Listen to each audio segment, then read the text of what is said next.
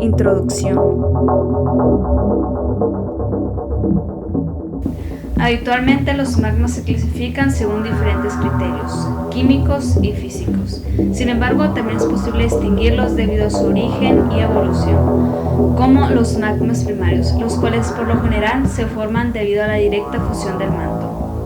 O también es posible que derive gracias a la fusión de la corteza. Por otro lado, cuando los magmas primarios evolucionan conforme ascienden o residen en la litosfera, se clasifican como magmas derivados o diferenciados. Estos son modificados en diversos grados por varios procesos de diferenciación, como lo son la asimilación, la cristalización fraccionada, la mezcla de magmas o combinaciones de estos procesos, por lo que en una litosfera gruesa como la continental, muy rara vez alcanzan la superficie en forma de magmas primarios.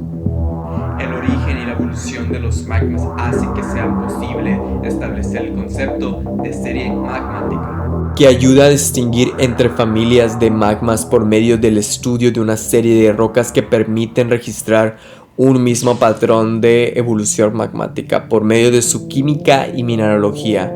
Con esto es posible comprender las condiciones de presión y temperatura en la génesis de los magmas en un determinado contexto tectónico del planeta. Entonces, en una serie magmática se encuentra un conjunto de relaciones espaciotemporales en el cual la roca comparte un carácter químico y mineralógico. Por lo tanto, se distinguen tres series magmáticas principales como las más comunes: la toleítica, la alcalina y la calcoalcalina, tomando esta última como el tema que hablaremos el día de hoy.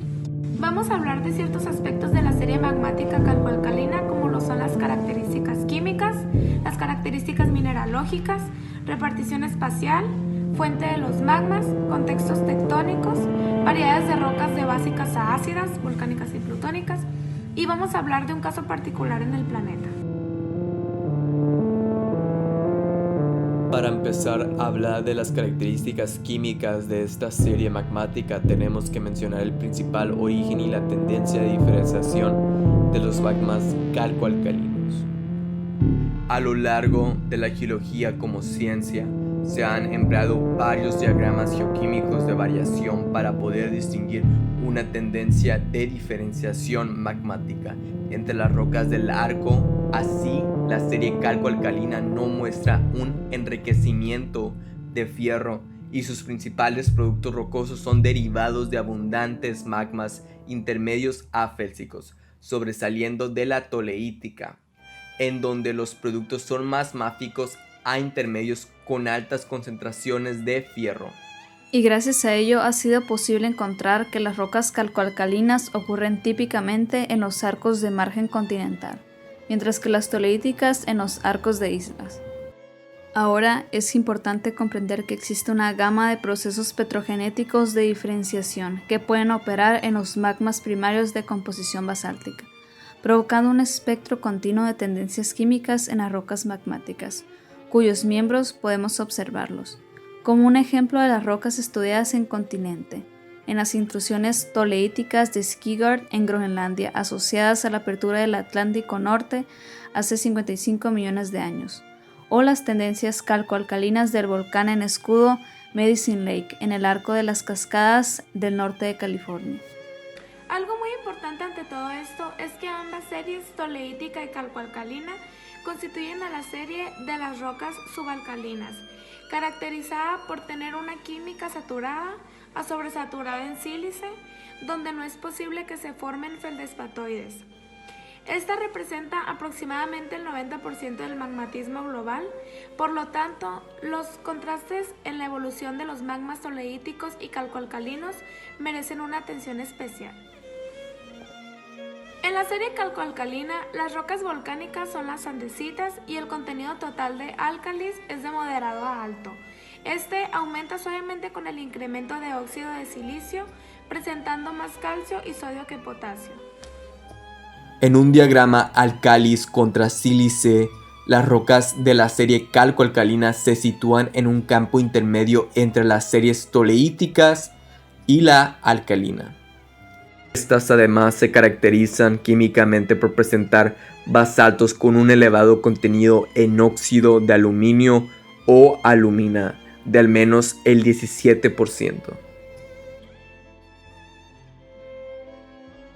Los magmas calcoalcalinos, al diferenciarse y enfriarse, generan andesitas, dacitas y riolitas, o sus homólogos intrusivos, dioritas, granodioritas y granitos, con una muy importante presencia de feldespatos. Predominan las rocas volcánicas andesitas sobre los basaltos, aunque son mayores los porcentajes de dacitas y riolitas, representadas sobre todo como manifestaciones explosivas generando ignimbritas. En las andesitas son comunes los ferromagnesianos hidratados, como la biotita y el anfíbol, a veces con cuarzo. No hay enriquecimiento en hierro en los medios intermedios debido a la cristalización precoz de los óxidos de hierro y titanio. El ortopiroxeno y perstena se vuelve característico tanto en fenocristales como en la matriz. Presenta olivino en fenocristales que son a menudo inestables y se transforman en piroxeno. Las rocas calcoalcalinas intermedias y básicas son con frecuencia porfíricas, de plagioclasa y clinopiroxeno, a menudo con un zonamiento marcado. Estas tienen tendencia a contener minerales ferromagnesianos con calcio como la blenda y la augita.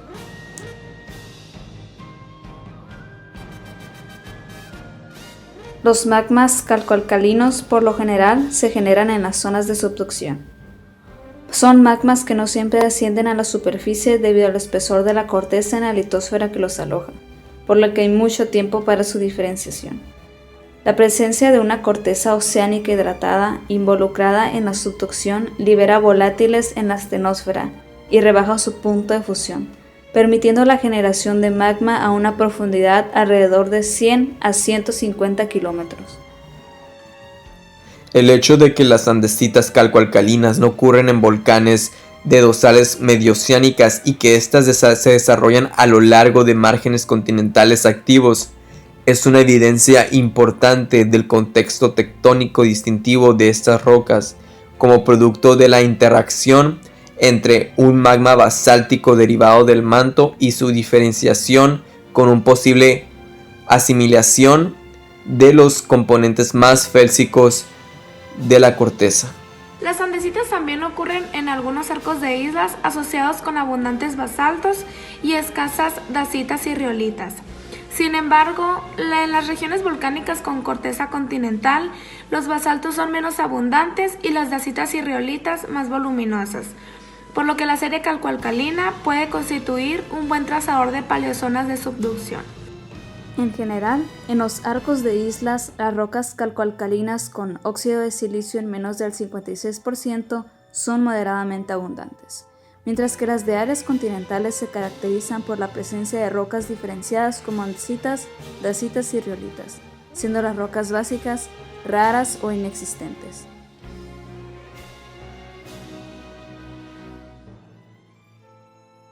El agua es un componente esencial en la generación del magma en los arcos y en su comportamiento volcánico explosivo típico. El agua básicamente promueve la fusión parcial en la cuña del manto astenosférico, sobreyaciendo a la corteza oceánica húmeda que se subduce. Después de eso, estos magmas primitivos hidratados evolucionan a lo largo de distintas tendencias.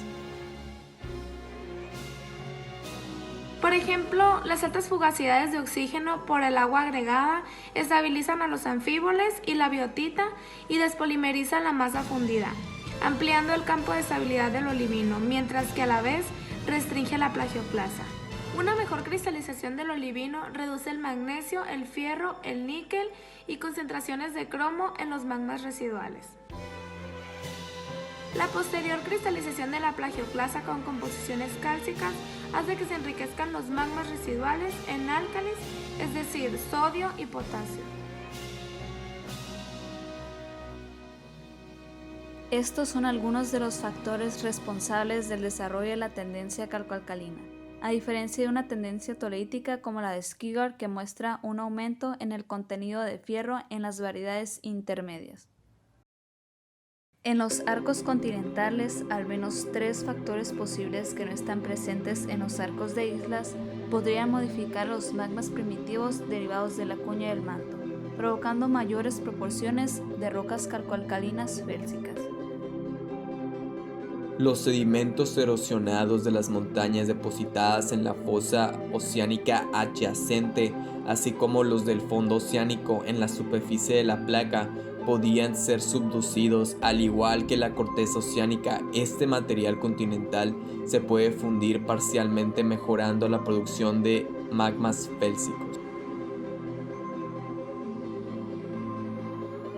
El manto litosférico subcontinental puede haber sido estático o no convectivo y enriquecido metasomáticamente durante largos periodos de millones de años, en donde los magmas ascendientes asimilan estos enriquecimientos.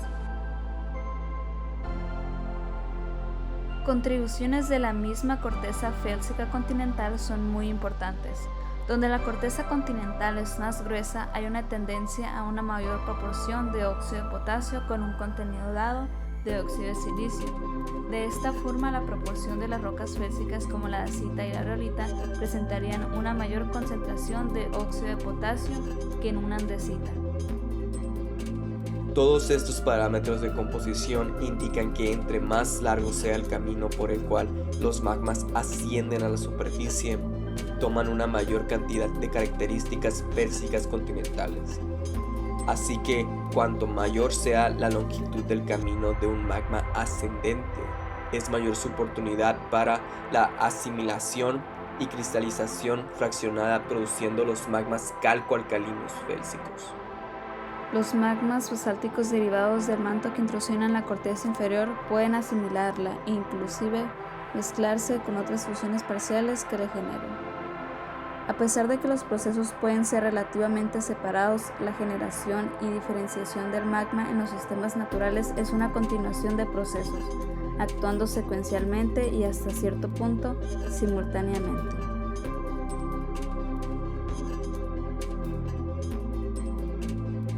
Las condiciones de la fuente son importantes para las series magmáticas y cada una puede ser generada en diferentes ambientes tectónicos.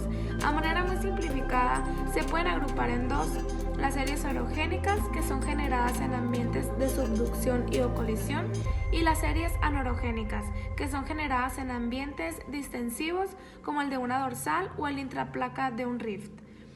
En este sentido, la calcoalcalina corresponde a la de los ambientes orogénicos. Como se ha mencionado, los magmas calcoalcalinos regularmente se encuentran restringidos a zonas de subducción de placas tectónicas a una profundidad de 100 a 150 kilómetros.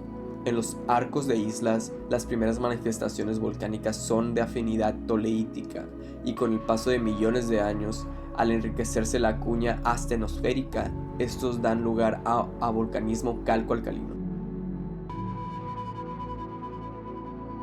Como ya se ha mencionado anteriormente, en esta serie magmática predominan las rocas intermedias y ácidas. Las rocas volcánicas más importantes son las andesitas, dacitas y las rhyolitas. En las rocas plutónicas domina la diorita y también el granito. Un excelente ejemplo acerca de la tendencia de un magma calcoalcalino es el estudio de las lavas del volcán Paricutín en Michoacán, México, que nació repentinamente en 1943 y que hasta su última erupción en 1952 emitió 1,4 kilómetros cúbicos de magma, permitiendo a los científicos hacer un muestreo continuo en el tiempo. El contenido de óxido de silicio de las lavas se incrementó desde un 54% hasta un 60% en tan solo 9 años, mientras que al mismo tiempo el olivino decreció en abundancia y desarrolló anillos de reacción de ortopiroxeno, por lo que la hiperstena aumentó mucho en cantidad. Estos progresivos cambios en la composición de las lavas estudiadas pueden ser explicados por la combinación de un fraccionamiento y una asimilación de las rocas del basamento. ya que los magmas que residen y asimilan gran cantidad de componentes continentales deberían de producir correspondientemente grandes proporciones de andesitas, dacitas o riolitas, que son ricas en los componentes de la litosfera continental. Este caso del volcán Paricutín es muy particular, interesante y especial, ya que es nada más que uno de los volcanes más jóvenes del continente americano. Esto sucedió en Michoacán, México, el 21 de febrero de 1943, cuando comenzó a surgir entre las milpas de los campesinos. El nacimiento de este volcán se cobró dos pueblos, Paricutín y San Juan Parangaricutiro. Gerardo Murillo, un destacado artista mexicano, dijo: "Es el aparato volcánico más completo que el hombre ha podido estudiar y contemplar desde su nacimiento". Esta persona siguió la evolución del volcán y documentó sus datos en un libro llamado "Cómo nace y crece un volcán, el Paricutín", un libro con valor científico y artístico. El volcán se encuentra rodeado de otros 1.200 volcanes que forman el campo volcánico de Michoacán, dentro del arco continental conocido como Eje Neovolcánico Transmexicano. El volcán, que es un cono casi perfecto apenas a los 6 días de haber surgido a la superficie, ya contaba con 150 metros de altura y unos 600 metros de base, y al terminar su erupción logró 424 metros de alto a 2.800 metros sobre el nivel del mar.